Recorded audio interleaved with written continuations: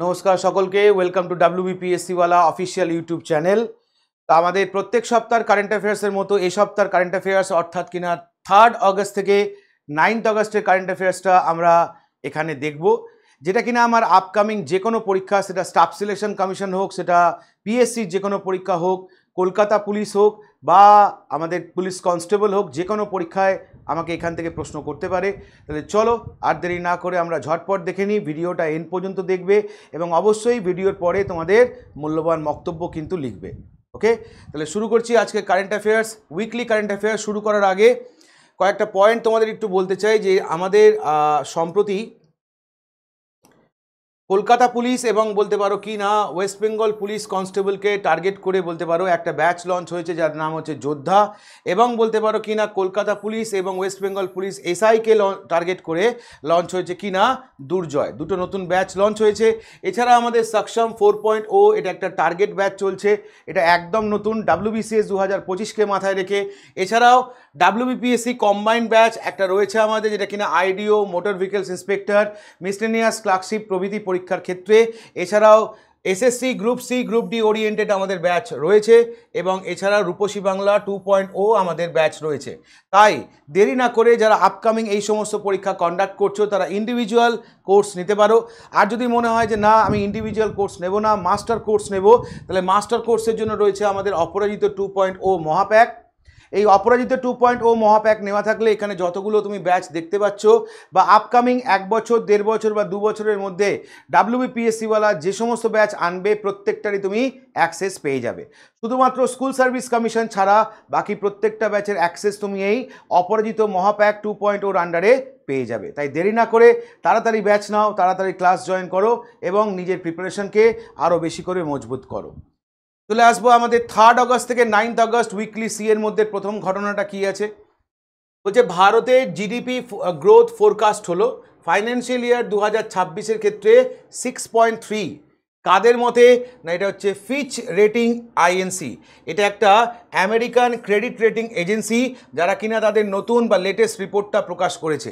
সেই রিপোর্টে কি বলছে, India's GDP growth forecast for financial year 2025-26 was revise করা হয়েছে এবং কমিয়ে 6.3 করা হয়েছে, যেটা কিনা আগে ছিল কত না 6.4। তাহলে ভারতের 2025-26-এর যে জিডিপি ফোরকাস্ট, যেটা কিনা আগে ছিল 6.4, সেখান থেকে কমিয়ে 6.3 দেখাচ্ছে। কারা করছে না ফিচ রেটিং আইএনসি, যেটা কিনা বলতে পারো একটা আমেরিকান ক্রেডিট রেটিং এজেন্সি, তাদের মতে।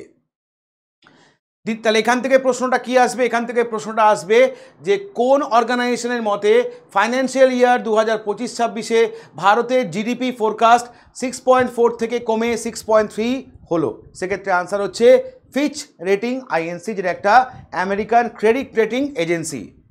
নাম্বার 2, বিক্রম সারাভাই স্পেস সেন্টারের নতুন ডিরেক্টর করা হলো। কাকে করা হলো না, doctor A Raja Rajan.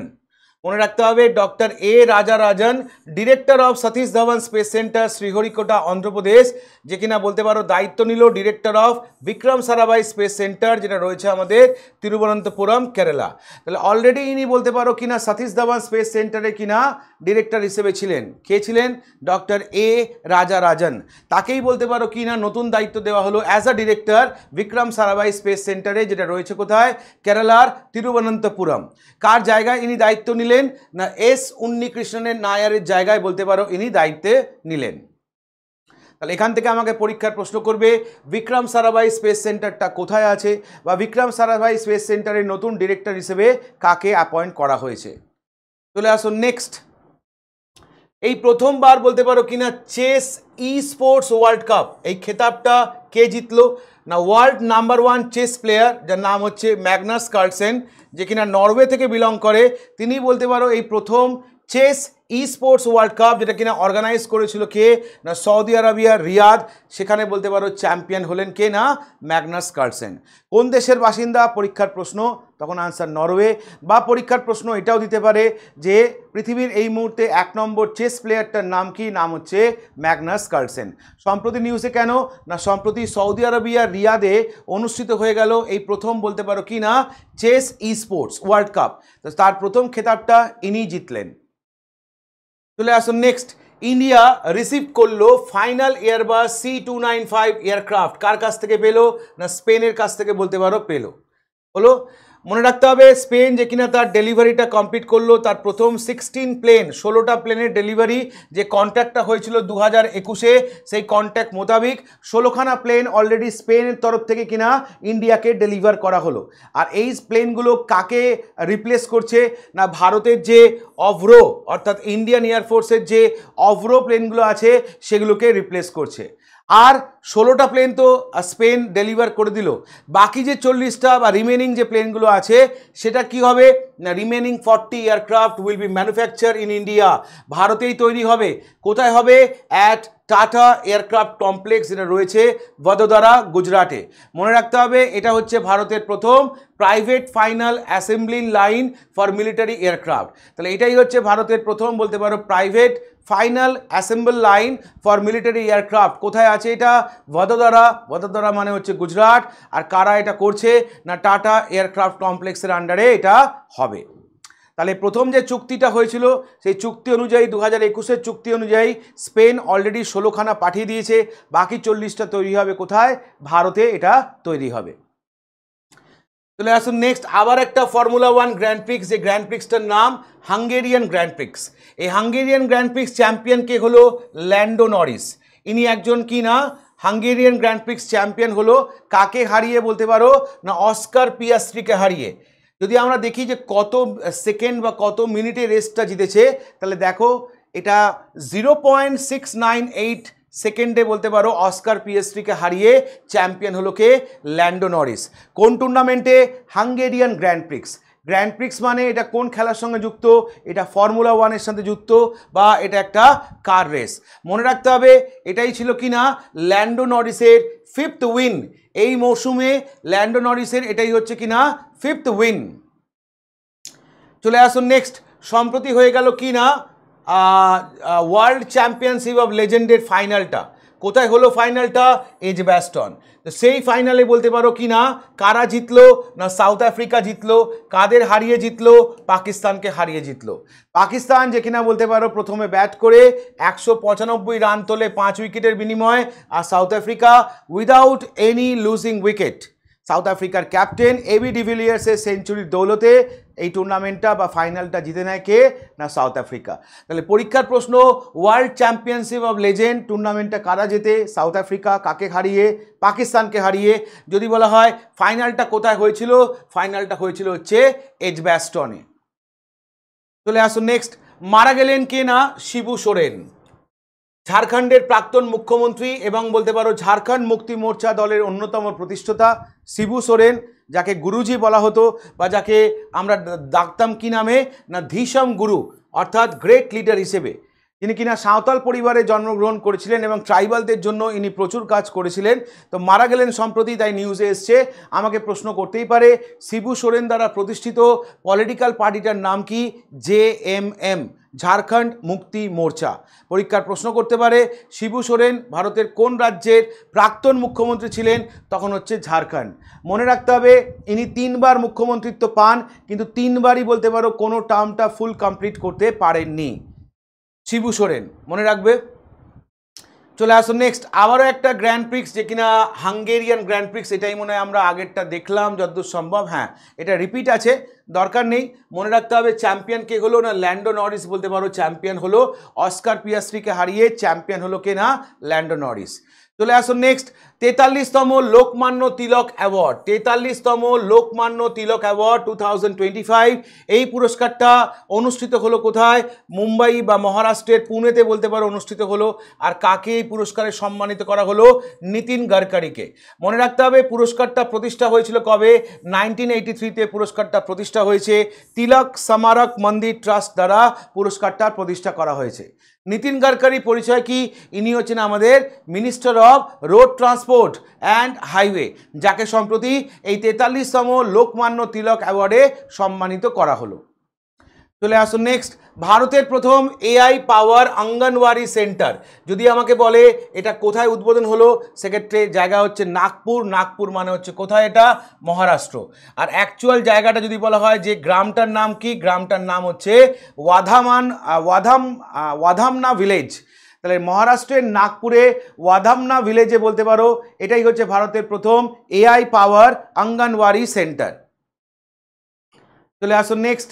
India সম্প্রতি পার্টনারশিপ করলো কার সাথে? ইউনাইটেড নেশনের সাথে। কিসের জন্যে? যাতে কিনা গ্লোবাল ক্যাপাসিটি বিল্ডিং ইনিশিয়েটিভ নেওয়া যায়। এটা একটা যৌথ উদ্যোগ গভর্নমেন্ট অফ ইন্ডিয়া এবং ইউনাইটেড নেশনের তরফ থেকে, যাতে কিনা এশিয়া, আফ্রিকা এবং ক্যারিবিয়ান কান্ট্রিগুলোকে সাপোর্ট করা যায়। কিসের মাধ্যমে? থ্রু সাউথ সাউথ কোঅপারেশনের মাধ্যমে। এবং শুধু তাই নয়, এখানে ভারতের যে সমস্ত সাকসেসফুল ডেভেলপমেন্ট মডেলগুলো আছে সেগুলোও বলতে পারো কি না শেয়ার করা হবে এই সমস্ত কন্টিনেন্টের দেশগুলোতে, যাতে সেখানেও বলতে পারো কি না ডেভেলপমেন্টটা হয়। তাহলে মনে রাখতে হবে পরীক্ষার প্রশ্ন কি দেবে? পরীক্ষার প্রশ্ন দেবে ইন্ডিয়া সম্প্রতি পার্টনারশিপ করলো কার সাথে? না ইউনাইটেড নেশনের সাথে। কিসে? না গ্লোবাল ক্যাপাসিটি বিল্ডিংয়ের রেসপেক্টে। চলে আসুন নেক্সট। এই প্রথমবার বিমস্টেক ট্র্যাডিশনাল মিউজিক ফেস্টিভ্যালটা কন্ডাক্ট করা হলো। যদি বলো কোথায় হয়েছে? না এটা হয়েছে আমাদের ভারত মণ্ডপম। এটা কোথায় আছে? দিল্লি। তাহলে বিমস্টেক মানে হচ্ছে বে of Bengal initiative multi sectoral technical and economic cooperation, যার আন্ডারে 7টা দেশ আছে। তো এই প্রথম এই বিমস্টেক বলতে পারো ট্র্যাডিশনাল মিউজিক্যাল ফেস্টিভ্যালটা অর্গানাইজ করা হলো কোথায়? দিল্লিতে। উদ্বোধন করলো কে? না আমাদের external affair minister S Jaishankar, যে কিনা এটা উদ্বোধন করলো। মনে রাখতে হবে এবারে থিমটা কি ছিল? না সপ্তসুর, 7 নেশন 1 মেলোডি। তো বিমস্টেকের আন্ডারে যেহেতু 7টা দেশ আছে তাই থিমটা রাখা হয়েছিল কি না, থিমটার নাম ছিল সপ্তসুর, 7 নেশন 1 মেলোডি। চলে আসুন নেক্সট। ইন্টারন্যাশনাল সোলার অ্যালায়েন্স, যেটা কিনা প্রতিষ্ঠা আমরা জানি ইন্ডিয়া আর ফ্রান্সের যৌথ উদ্যোগে প্রতিষ্ঠা হয়েছে। 2015-তে এটা প্রতিষ্ঠা হয়েছে। যার হেডকোয়ার্টার কোথায়? না হরিয়ানার গুরুগ্রামের হেডকোয়ার্টার। সেই ইন্টারন্যাশনাল সোলার অ্যালায়েন্সের 107তম মেম্বার হিসেবে যে দেশটা সম্প্রতি যুক্ত হলো, দেশটার নাম কি?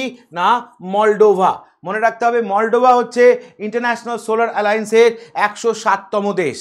এখান থেকে প্রশ্ন, ইন্টারন্যাশনাল সোলার অ্যালায়েন্স কত সালে প্রতিষ্ঠা? 2015। কাদের উদ্যোগে? না ইন্ডিয়া প্লাস ফ্রান্সের উদ্যোগে এটা হয়।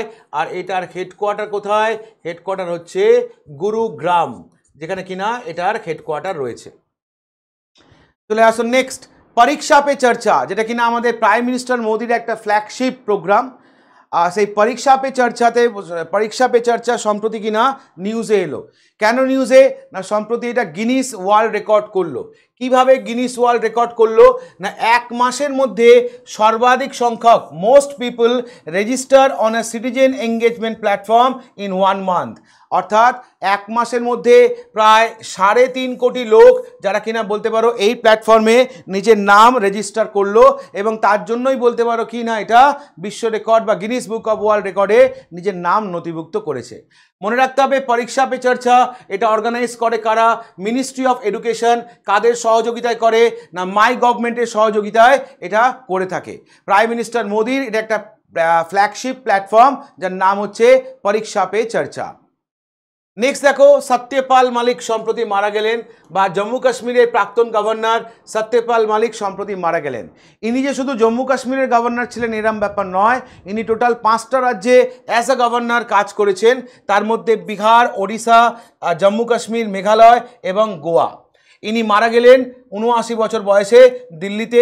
জন্ম হয়েছিল 24শে জুলাই 1946। কোথায়? না উত্তরপ্রদেশের মনে রাখবে বাগপত ডিস্ট্রিক্ট, যেটা রয়েছে কোথায়? হিসাওয়াড়া ভিলেজে। ইনি as a member of parliament রাজ্যসভায় কি না উত্তরপ্রদেশ থেকে ইনি ছিলেন 1980 থেকে 1989 পর্যন্ত। এছাড়াও ইনি লোকসভাতে এমপি ছিলেন আলিগড় কনস্টিটিউয়েন্সি উত্তরপ্রদেশ থেকে 1989 থেকে 1991 পর্যন্ত। সম্প্রতি মারা গেলেন তাই নিউজে এসছেন। আমাকে বলতেই পারে সত্যপাল মালিক কোন ভারতীয় রাজ্যের প্রাক্তন গভর্নর ছিলেন? 4টে রাজ্যের নাম তোমাকে দিয়ে দেবে, সেখান থেকে কারেক্ট আনসার করতে হবে। মনে রাখতে হবে 5টা রাজ্যের গভর্নর ছিলেন ইনি, বিহার, ওড়িশা, জম্মু কাশ্মীর, মেঘালয় এবং গোয়া। সম্প্রতি প্রাইম মিনিস্টার মোদি উদ্বোধন করলেন, কি উদ্বোধন করলেন? কর্তব্য ভবন। কোথায় উদ্বোধন করলেন? নিউ দিল্লিতে।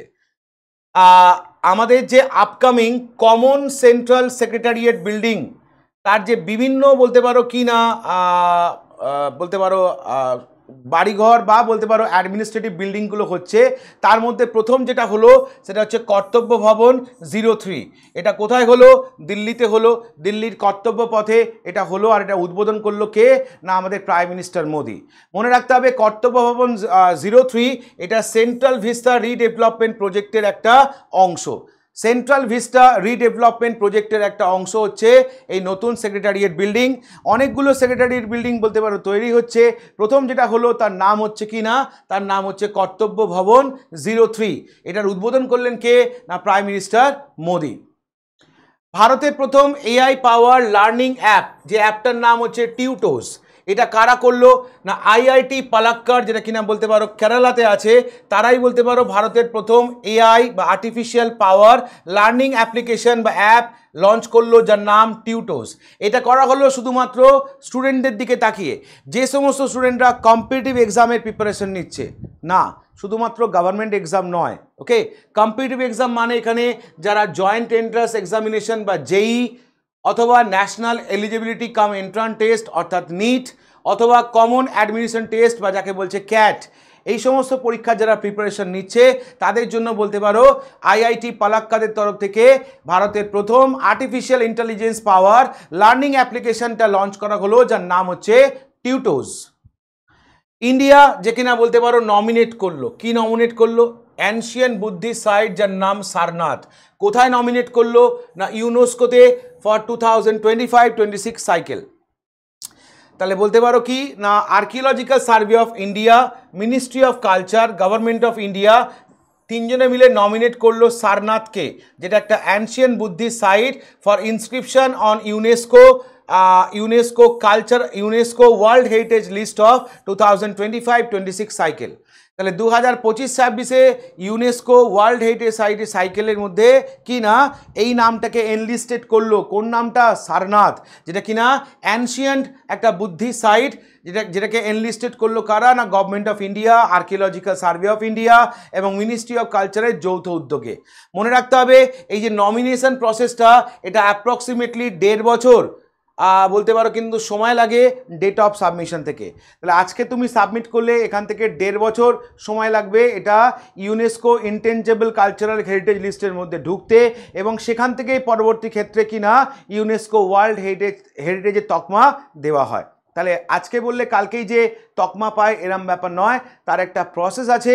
সেই প্রসেসের প্রথম ধাপ হিসেবে কি না সারনাথকে বলতে পারো কি না নমিনেট করা হলো, কোথায়? না ইউনেস্কোর 2025-26 কি না সাইকেলে। জোম্যাটো সম্প্রতি আবার নিউজে, তার কারণ জোম্যাটো তাদের নতুন ব্র্যান্ড অ্যাম্বাসেডর হিসেবে সিলেক্ট করলো কাকে? না শাহরুখ খান।